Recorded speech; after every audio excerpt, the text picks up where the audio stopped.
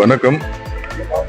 வருகிற சித்ரா பௌர்ணமியை முன்னிட்டு அண்ணாமலையார் கோயில் வருகிற பக்தர்களுடைய வசதிக்காகவும் அவர்கள் சௌகரியமான முறையில்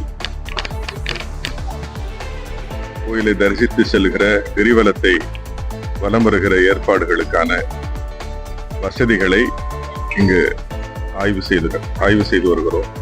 இதில் முக்கியமாக போக்குவரத்து வசதிக்காக இந்த முறை 20 இடங்களில் தற்காலிக பேருந்து நிலையங்கள் அமைக்க ஏற்பாடு செய்யப்பட்டுள்ளது.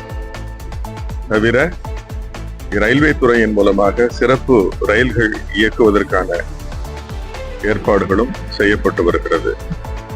மிக கடும் வெயிலை சமாளிக்கும் பொருட்டு பக்தர்களுக்கு தேவையான குடிநீர் வசதி போதுமான இடங்களில் போதுமான எண்ணிக்கையில் அமைக்க ஏற்பாடு செய்யப்பட்டுள்ளது. மருத்துவ குழுக்கள், மருத்துவ முகாம்கள், இதய மருத்துவர்கள் உள்ளிட்ட சிறப்பு குழுக்கள், இப்படி நிறைய ஏற்பாடுகள் செய்யப்பட்டுள்ளது.